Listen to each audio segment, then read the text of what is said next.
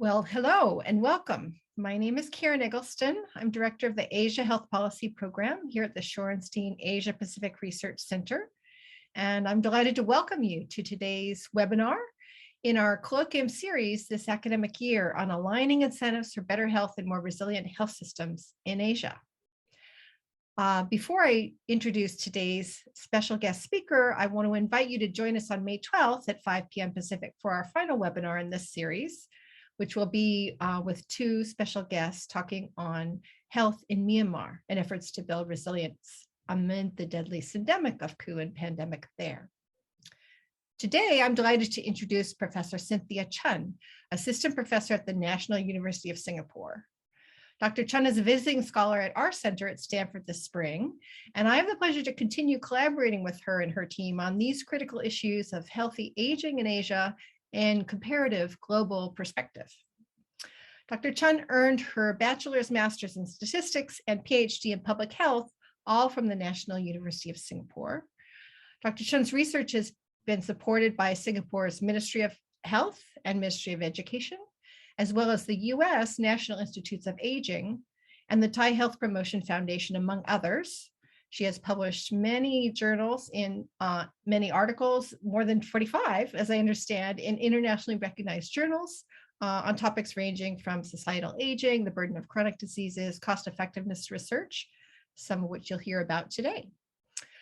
In fact, she's here to talk with us on a topic at the intersection of the themes of both the Asia Health Policy Program webinar series that I just mentioned and our center series this spring on women in Asia. Dr. Chen will share research about gender and socioeconomic differences in aging. So Dr. Chen, over to you. Thank you so much, Professor Eggleston. Also like to use this opportunity to thank you for allowing me to share our research. So good morning, good afternoon, good evening to everyone, depending on where you are. Thank you so much for making time to attend my talk on gender and socioeconomic differences in aging. So the findings of this presentation is taken from two of our more recent published papers looking at gender differences in OECD countries and educational gradients among Asia's future elderly. I'll first share my findings regarding the gender research before moving into educational disparity. So this first paper compares 18 OECD members on gender differences in countries' adaptation to societal aging. As long-term changes in life expectancy and fertility drives aging society across the globe, individual countries actually varies in terms of their development for age-related policies and programs. While failure to adapt to this demographic transformation carries not only the financial risk, but also social risk in the society as well. Societal level characteristics have major positive or negative impact in terms of the health and the well-being of older adults. So societies that design and implement innovative policies, services that supports or target older adults across the entire portfolio of social, behavioral, economic factors that are relevant to successful aging, these societies tend to be better prepared for the economic and social shift that accompanies population aging. These factors are often mitigated through access to effective healthcare, providing support that enhance function of older adults, ensuring financial security and opportunities for older persons to effectively engage in the society. Japan, for instance, has the highest percentage of population aged 65 and above. Western Europe has also aged ahead of the US, where due to their large reduction in total fertility rate below the replacement rate. So Germany, for instance, would have an age distribution that the US will not experience until 2030. We must therefore move beyond just the pure old age dependency ratio or metrics like the GDP, which neglects many of these critical factors that influence societal function. In this regard, we develop an evidence-based matrix that assess the status of older persons across countries and across a series of economic, social domains in order to compare how the different countries are adapting to population aging. So in order for this societal aging index to be useful, it needs to include reliable and sensitive indicators that allows us to assess both the current condition and also the future trajectory of the society. The index will serve both as a guide to the implementation of a policy and also tools to allow us to assess their effectiveness over time and across country. So the Aging Society Index is composed of established and available social and economic measures that provides a quantitative estimates to which societies are successfully aging in their adaptation to demographic transformation. So this is really based off a group of scholars in the Research Network for Aging Society, a 14-member interdisciplinary group of geriatricians, demographers, sociologists, economists, psychologists, and policy experts, working from the framework of a well-established successful aging paradigm. The network defines a successful aging society as one that provides for the general well-being of older adults, one that's cohesive with minimum tension between and across generation, is productive and with its opportunities for engagement both within and outside the workforce, is equitable and secure. So in this regard, we define the 5 major components of successful aging of a society in these 5 domains here: productivity and engagement, that measures the engagement of older adults in the society, either through work for pay or volunteering; well-being, that measures both the objective and subjective health of older person; equity, that measures the gaps in older adults between the haves and have-nots; cohesion, that measures social connectedness within and between generation; and equity, that measures the economic security of older adults and also the physical safety of older adults. So we are interested to compare the US and countries that is similar to herself in terms of the development of, in terms of their financial development, and we started with the 18 OECD countries that is listed here. So in this comparison is purely based on this 18 member state. And the data that we have is mainly measures that is from the OECD. Okay, in the following slide, I will describe the measures that we use in each domain, their respective weights, and also the frameworks that we use to calculate the index. So as mentioned before, this is based off an interdisciplinary group of scholars with deep expertise in the different dimension of aging. What we did was we put them into one room, and then we asked for their feedback. And in their inputs, we use their inputs as a source of weight. There's a lot of iteration here and there. Basically, to get a group of scholars to agree on the weights is not really possible because of where they stand. So what we did was we just take what the scholars have given and then a simple weighted average.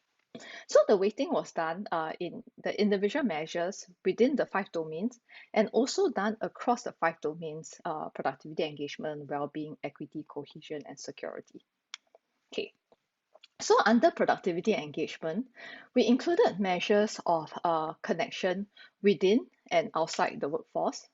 One of the first 2 measures involve connections within the workforce, namely labor force participation rate and effective retirement age. We also recognize the importance of engagement outside the workforce, which includes time spent volunteering, as well as participation in retraining, looking at informal education of older adults. So for connection within the workforce, the total weight is 61%, and outside the workforce, the weight is 39%. For well-being, we included both the objective and subjective health status. For objective health status, we use the healthy life expectancy age 65. For subjective well-being, is based on the life satisfaction question, where individuals are asked how satisfied are they with life in a scale of 1 to 10, 1 being completely dissatisfied, 10 being completely satisfied. So this variable is from the Gallup polls. Next, we have 5 measures in equity domain that measures the gaps between the have and have-nots. The measures are the Gini coefficient, that measures the degree of inequality of income distribution within the country. Food security, which measures the percentage of older adults who cannot afford a meal. Poverty risk measures the proportion of older adults below the poverty line, which is taken at half the median equalized household disposable income. And lastly, the percentage of high school education and then tertiary education among older adults.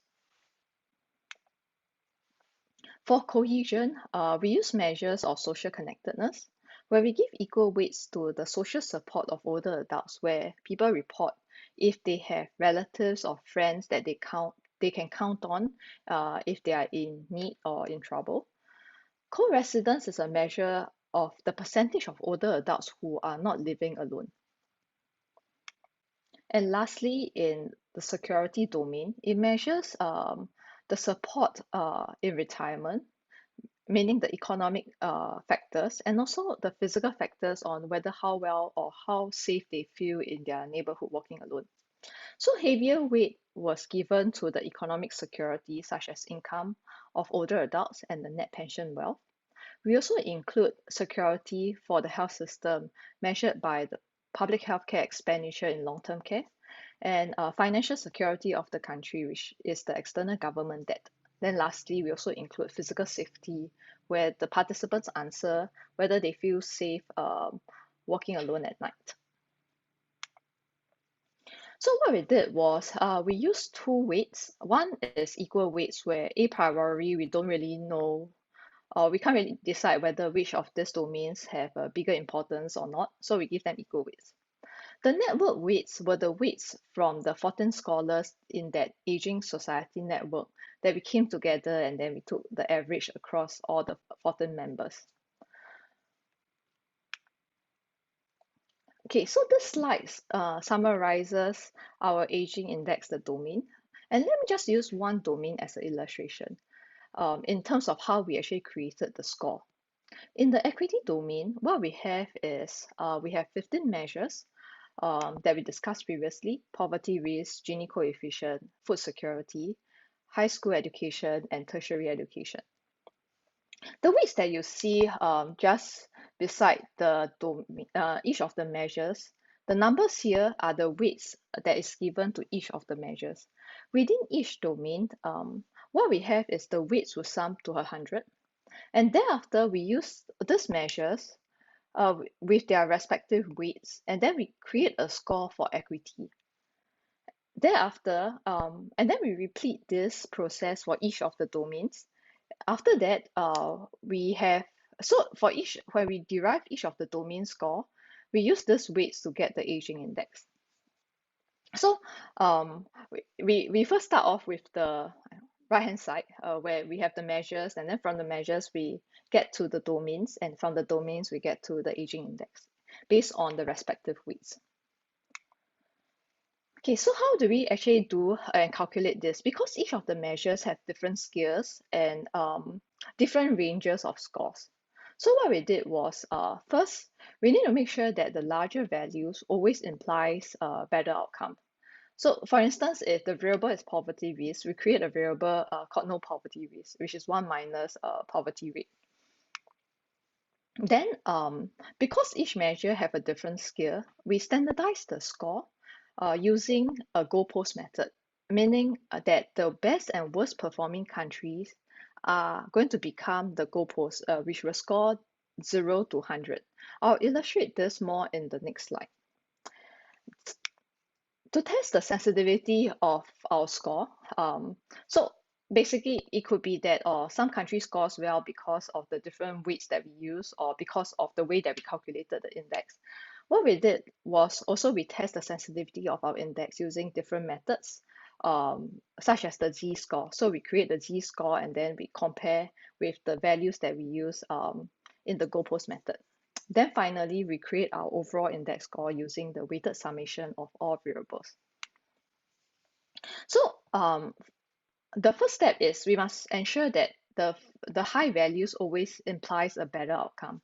So when we have poverty risk, we create a variable no poverty risk. And after that, so this now ranges between 79% and 99%. Then what we did was we used the goalpost method such that we take the best and worst performing country as the goalpost. So meaning that we actually now pit country against themselves, where it's not really a hypothetical situation where countries cannot achieve that target. Basically, what we have is that we take the best and worst performing country and use the country's value as the target. So they are achievable targets because they are targets that is achieved by other countries. So after we choose the best and worst performing country as the goalpost, all the rest of the other values or the countries will be within that range or the distribution between that range. So all the measures now will be ranged from 0 to 100%. And what we found is our index is robust to different weighting schemes and methods. There's actually very little difference when we use the network weights versus equal weights, or when we use the goalpost or z-score, basically very high correlation of at least 0.98. So going forward, the results that I'll present here would be the goalpost method with the network weights.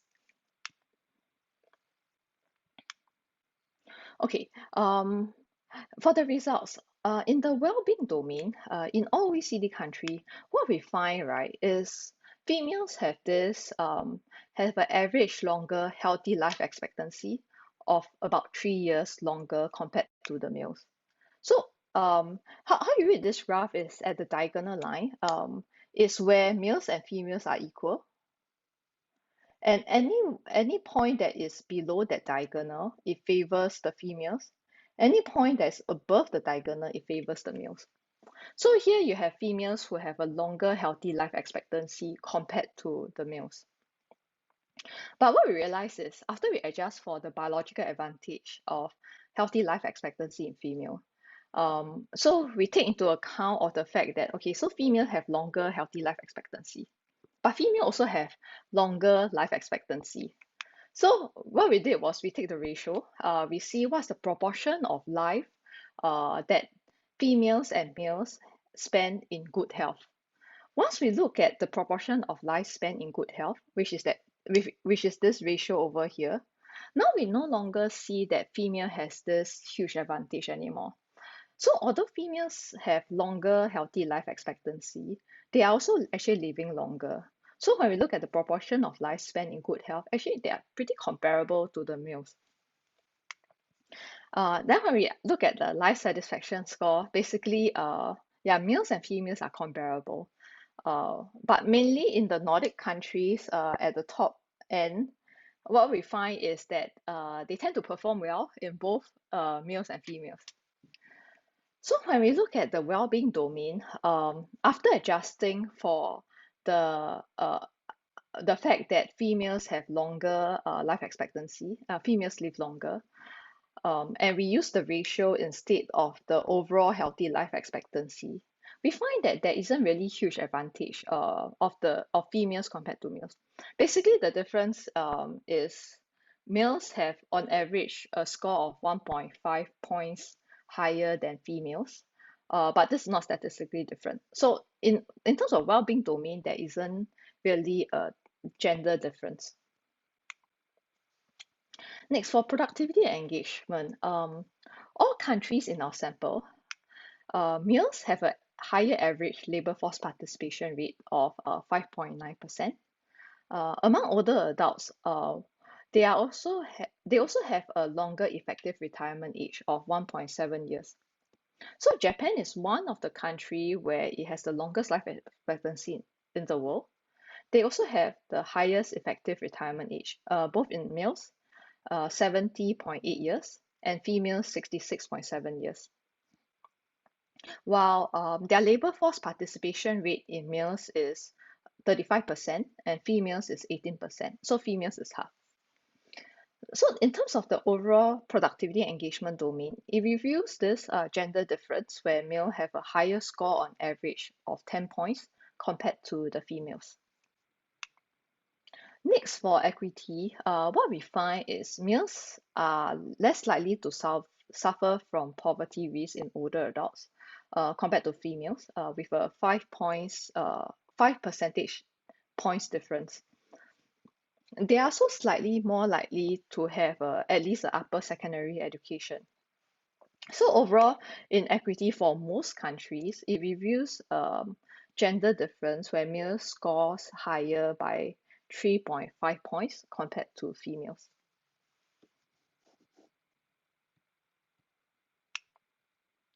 Next, for security, in all OECD countries, men are more likely to experience high level of financial and personal security. They, on average, have a higher income of $3,450 compared to the females. And they also have higher annualized pension wealth. They also feel safer walking alone at night by 15% compared to the females. So countries that, and we also found that countries that scores well the in this index, they score well for both genders. So males and females in Norway, Netherlands, Finland tends to score high in this index, financially secure, physically safe. Whereas countries in Poland and Estonia seems to fare particularly poorly in both gender. Nevertheless, when we look at the gender differences in the security domain, we find that men score higher by an average of 10 points compared to females. Lastly, for cohesion, co-residence, so this is a little bit surprising to us because when it comes to cohesion, we think, okay, females likely have more support and more cohesive than the males. But what we find is, which particularly could be an issue where we only have two variables and we weigh them equally. So when it comes to co-residence, we find that men were more prevalent to stay with someone compared to women. And it's 19 percentage points higher than women. And this is not surprising, right? Because men are likely to be outlived by their wives, given that women actually have longer life expectancy and they marry older men. So in a sense, when it comes to co-residence, older men on average would be outlived by their spouses. But the other variable when it comes to social support is mixed. In most countries, including the US, females feels that they have more friends and family that they can rely on when there's a need. So overall, what we find is in the cohesion domain, there is this gender difference where men has a higher, on average, a higher points of 21 points compared to the females, and largely driven by the co-residence variable. So using this multi-dimensional approach of our index, which allow further breakdown by the gender gap across the key domains of societal aging, we find that there is large gender bias in Netherlands, which can be accounted for by the cohesion domain and security. But more generally, three domains, productivity engagement, security, and cohesion, by and large, in most countries, they actually favor the men. Even for well-being and equity domains where the results appear mixed, most countries has this slight advantage toward men. So overall, men actually have higher score than women on average by 8.7 points higher. So personally, when I was doing this, before we did this analysis, my hypothesis has been that females will actually do better because we have longer life expectancy. But after drilling down with all the measures, then I was surprised that okay, men actually do better. But I guess when we look at it in the individual domain and we break it down, um, it's a little uh it becomes clear why is it that men actually do better. So gender differences in life expectancy and societal roles actually have implications for the country's capacity to support its older adults population. Specifically, when we have the longevity risk that's associated with females' longer life expectancy, entailing the different needs of gender in older ages, we highlight there is this systematic gender differences across critical domains of successful societal aging, where men actually score higher than women. In many of the wealth and economic and the income measures, such as security, equity, productivity, men experience an advantage, suggesting that there may be room for improvement for women standing in paid work, job opportunities, and retirement income. One aspect that women do have an advantage is their longer life expectancy, but although they do live longer on average, they also do have a fairly proportion that is spent in poor health. Likewise, the gender disparity in cohesion is significantly driven by the differences in co-residence rate that is attributable to women actually outliving their spouses. So this finding suggests that gender-specific needs should be considered when policies and programs are designed for the aging society. So this wrap up the first study that looks at gender differences across 18 OECD countries. Now we shift gear to look at how education differences between Singapore and South Korea has an impact on aging. So although Korea's population is 10 times larger than that of Singapore, her aging demographic is fairly similar to that of Singapore when we look at the proportion across the different age group. In terms of old age support ratio, we are also fairly similar. Total fertility rate, both of the countries are not replacing ourselves. Based in Korea is a shrinking population. In Singapore, we are not shrinking yet, but and it's supplemented by uh, immigration policy. But in a sense, it's also very low, and the natural population is not replacing itself. When it comes to life expectancy, both countries have similar life expectancy. Basically, if you look at the chart on which country has the longest life expectancy, it's always a switch of ranking between Japan, uh, South Korea, Singapore, Hong Kong, like the rapid Asian countries. Okay, in terms of education profile in older adults aged 65 and above, what we see is that there's a sharp decline in the proportion of older adults with low education in Korea.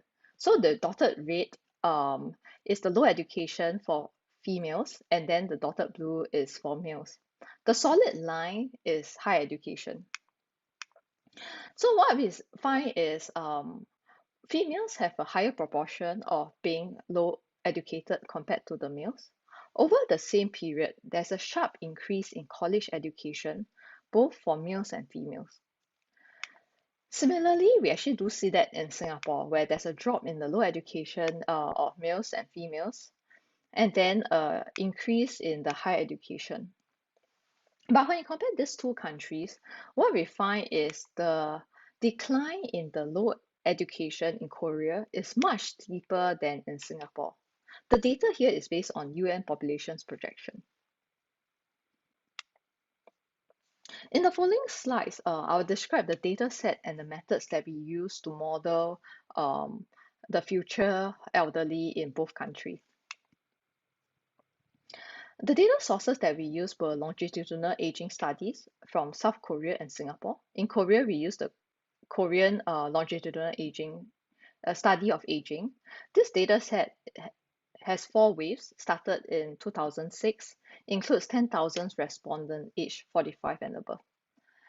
In Singapore, we used the Singapore Chinese Health Study aged 45 and above from 1993, and it includes 63,000 participants across 3 waves. We use data sources above to build this micro-simulation model called the Future Elderly Model that is able to run both the cohort simulation and the population simulation. We model health transition and track how cohorts age with time. Then thereafter, we compare what their health and spending outcomes is between the high and low educated. For the population simulation, we include replenishing cohorts here. And this replenishing cohorts accounts for the increase in educational trends. This means that a replenishing cohort in time 3 is going to have higher education attainment compared to cohorts in time 1 and time 2, T1 and T2. We then simulate the health and spending outcomes of the population of older adults given this increase in education attainment. Next, for disability, is measured using activities of daily living and instrumental activities of daily living. So in the activities of daily living, there are tasks such as functional limitation in washing, dressing, feeding, toileting, mobility, and transfer. Instrumental activities of daily living includes taking transport, shopping, managing money, making phone calls, doing household chores, meal preparation. Therefore, the instrumental activities of daily living is not just the physical component, but it also has some cognitive component in it. So this is the Korea's population pyramid in 2020, 2030, and 2040 by gender. Where we see in the figure is the age pyramid of older adults where there's an increase in college education. The light colors are high education, and then the dark colors are the low education. So by 2040, there's a larger proportion of lower educated is being concentrated in the older age group. In Singapore, we see similar thing where there's an increase in higher education, but there's also a pool of older adults with low education. When we compare the both population pyramids of Singapore and South Korea, we see that there's a shift in the distribution, a triangular shape in 2020, and then after that, across time, it becomes more and more rectangular or more top heavy. So to model the health transitions, we fit probate regression using longitudinal aging cohorts that I mentioned earlier. So the hazards of transitioning to an absorbing disease state, such as hypertension, diabetes, heart disease, and stroke, or non-absorbing disability states, is associated with risk factors such as gender, highest educational attainment, obesity, smoking, and other medical condition and age. So we use probate regression to estimate the probability of transitioning to each condition, adjusting for the demographic factors and comorbidities in the previous period. We treat all diseases, chronic conditions, as absorbing state to reflect the question, have you ever been told by a doctor to have hypertension, diabetes, heart disease, or stroke? For disability, we did not model it as an absorbing state because through rehab or other public health programs, a person's functional status could actually improve. So when it comes to disability, it's not modeled as an absorbing state. So next, in the results, the first graph shows the prevalence of ADL disability among the low education. The red is Korea, the blue is Singapore. And we find that ADL disability is projected to rise sharply among older adults in low education. So from 10% in 2015 to 52% in 2050. The second graph shows the prevalence of higher education. And the last graph shows the difference between the low and high education. Because there is very small number of older adults with low education in the future. So a large part of this increased disparity that we see in Korea is driven really by the age effect. When we compare and we see in Singapore and we compare high versus low education, there's still a distribution of the younger old in this comparison. So what we did was we looked within a specific age group, 65 to 74, and then we compare higher education or the college education versus the mid and low education. And when we do this comparison, we realize that the disparities actually reduce. And the differences in Singapore is now larger than Korea, but it decreases across time, whereas in Korea it fluctuates. Nevertheless, in both countries, the high educated has lower ADL disability. Next, for IADL disability is projected to also rise sharply for the older adults with low education, from 10% in 2015 and to 70% in 2050. Similarly, in Singapore, we see this increase from 32% to 49% in the same period. The education disparities in the ADL burden is so larger in the US and projected to increase in the future. But as you can recall, in the population pyramid, there's also a very strong age effect. So we repeat the analysis in just the specific group age 65 to 74 and comparing the college versus non-college education. Then we find that the differences between the high and low education remain stable across time, but Singapore has much larger disparities compared to South Korea.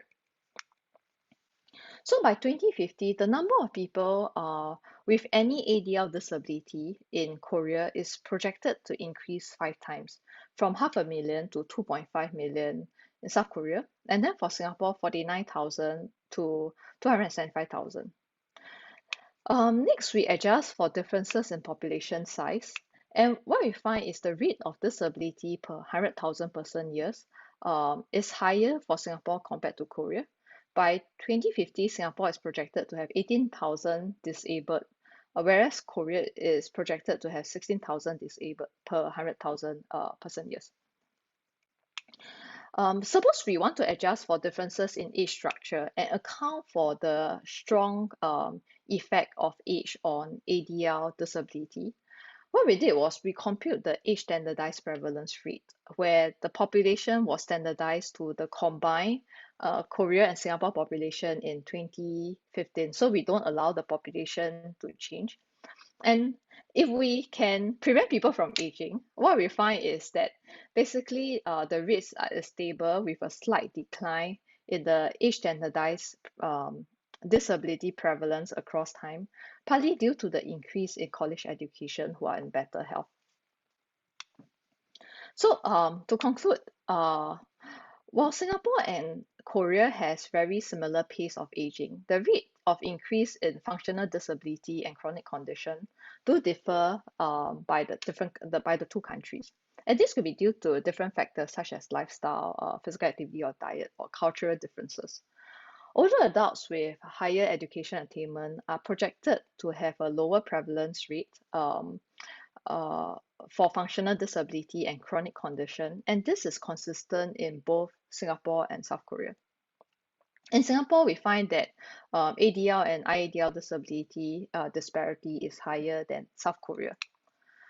So this is consistent with other studies where authors found that older adults with higher socioeconomic status were more efficient producers of health due to being better informed of their health choices, better network, which leads to better health outcomes. Older adults with lower education attainment may also not benefit as much from medical advancement due to maybe poor adherence to the treatment.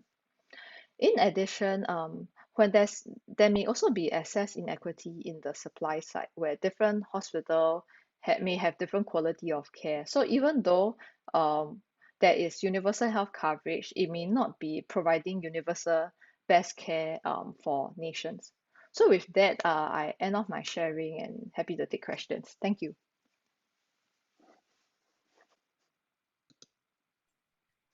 Great, thank you so much. And to those listening, if you want to add any questions to the Q&A function on Zoom, we can get to those in our discussion. First, I'll start with a couple of questions. So Dr. Chen, you talked about two different research projects. Maybe we'll first start with the first one and invite you to share a little bit more if you have thoughts about those gender differences that you're finding. What might be some of the reasons for the differences of Asia versus Europe and the other ones for which you had data? Right. Thank you. Okay, so what we found is there are certain countries, for example, in Sweden, where there is a conscious decision to put women in management positions. So in Sweden, actually, in terms of their parliament, there is about 47% or 50% of their members who are women. And in um, EU countries, this percentage is about 32%. Northern America, the average is much lesser, 26%. When we look at Eastern European countries such as Hungary, Poland, or Slovenia, they perform less well. And when it comes to the political representation of women in the country, it's also much lesser. Like Hungary has less than 10% of their women in the cabinet. So I think some of this has to do with what the opportunities are for women in the various countries, where the Nordic countries has a proactive decision to have more women in the management position, whereas other countries have less. And it does kind of streamline to the differences in the gender outcomes in the different countries. Okay, great. Another question related to that. You showed the overall index and then the gap between male and female. So maybe I invite you to talk a little bit more. You talked about expectations versus what you found. What's the overall correlation between the index for the country versus the gap between men and women in the countries? And Uh-huh. have you thought about doing that ratio? You know how you did percent of life that's healthy for women, right? Male over life expectancy. I wonder if you'd looked at the male versus female over the total, that ratio, sort of the gap relative to how they're performing overall.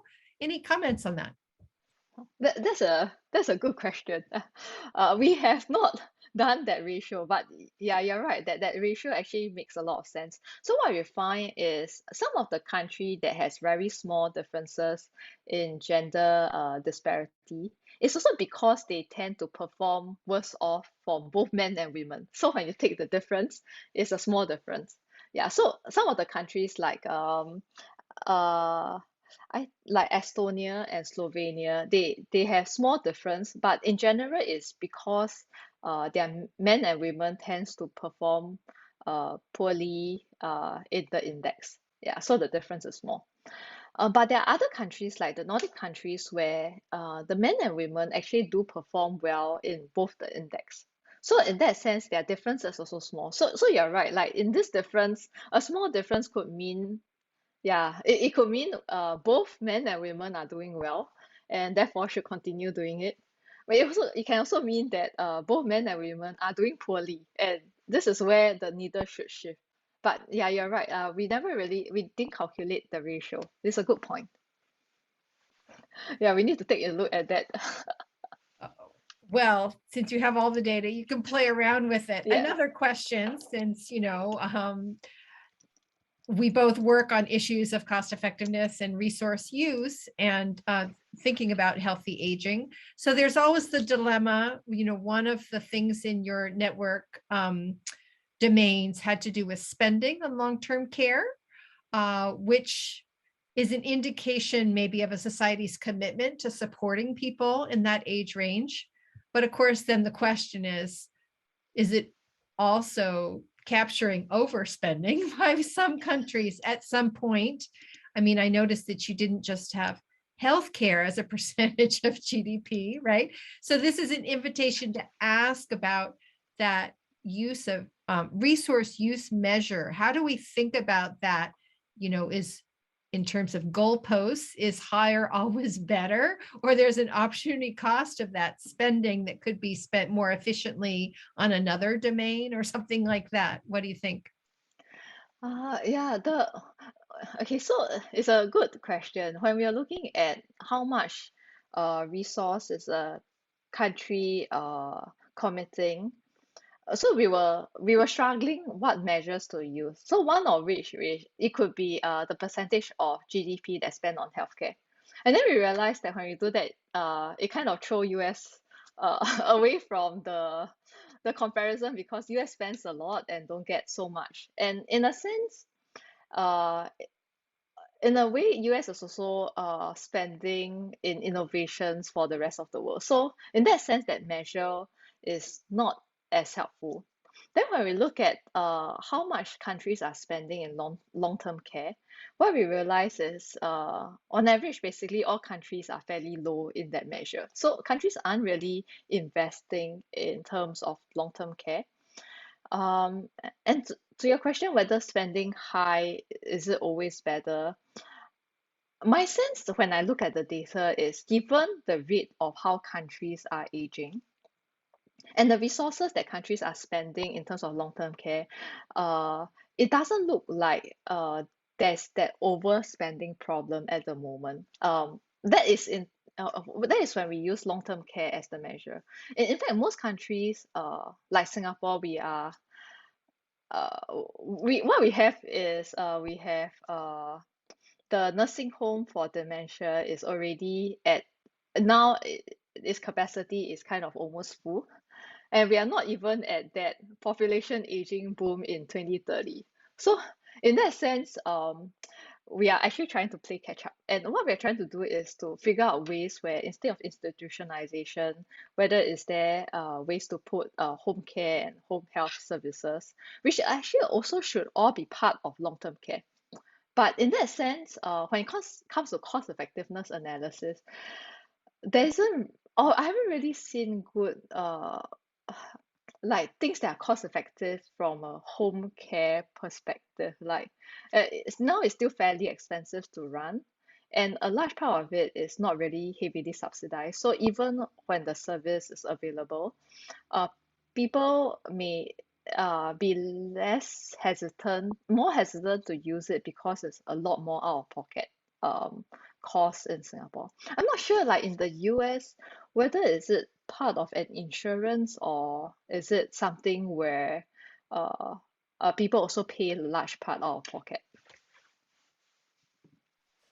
Well, as you know, it's complicated. So you can spend down to be in Medicaid, but that's a healthcare program, but it covers long-term care. So anyway, um, interesting discussion of resource use. Maybe I'll follow up with a few last questions related to policy. Have you and your co-authors found that policymakers are interested in this kind of an index? What has been the response by people that are affecting policy on the ground to this kind of a data-driven exercise? Will we see it in future versions of things like sustainable development goals? What do you think? So what we are doing in our future work is to expand this index to look instead of just at OECD country, which has very high economic drivers, also to expand it to 143 countries, spanning the different regions in Africa and the low, middle, and high income countries. So that is one of the future work that we are doing. And we're trying to apply this index into policy, both looking within Singapore and internationally to help societies that are thinking about aging to think about how to evaluate it in terms of some of the measures that they might want to track across time.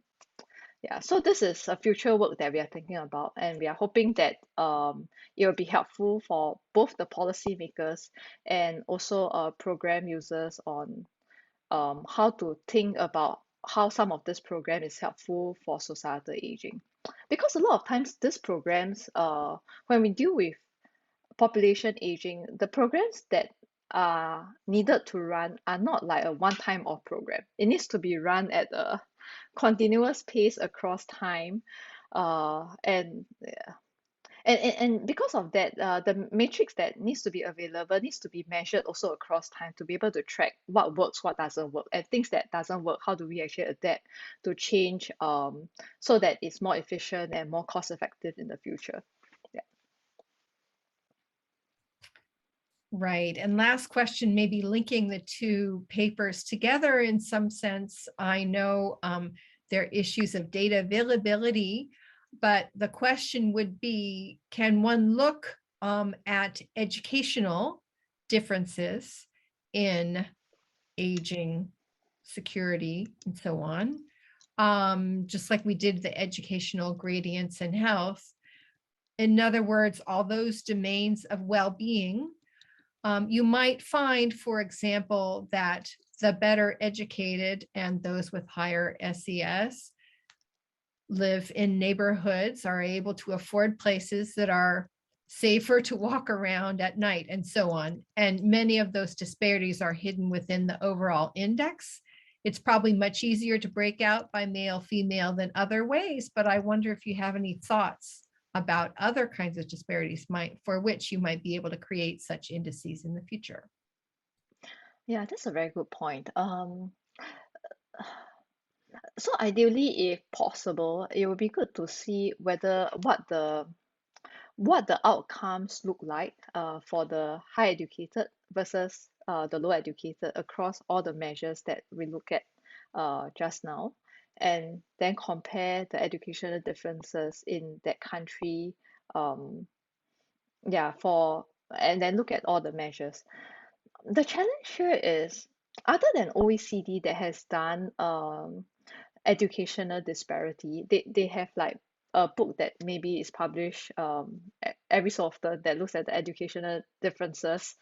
Uh, so in OECD country, there is this split, like higher education, what it looks like in terms of income and pension wealth, low education, what it looks like in terms of income and pension wealth. But across the globe, um, this matrix is very rare, I think. Even like life expectancy in the low and high educated, I'm not sure whether the international group like IHME, do they actually split it by education? By and large, I've seen a lot of split is really by gender. But you're right, if let's say we can find such that there is differences in outcomes by education attainment, that would be an interesting comparison to look at for that country. Because a lot of this is really masked within the country. We can do country level comparison, but we know that in that country that does well, actually look within it, there's a lot of disparities that happens within the country, comparing urban versus rural, things like this. Yeah. Yeah. Right. Yeah. You'll have to work jointly with the good folks at Gallup Polling and other places to do Right. crosstabs by education for all these measures. Give you a data research assignment for the future to inform policy. Well, thank you so much for sharing your research with us. And thank you all for joining us this morning or evening. And we hope to be in touch with you for future webinars. Thank you all again. Thank you so much, Karen, and everyone. Take care. Bye bye.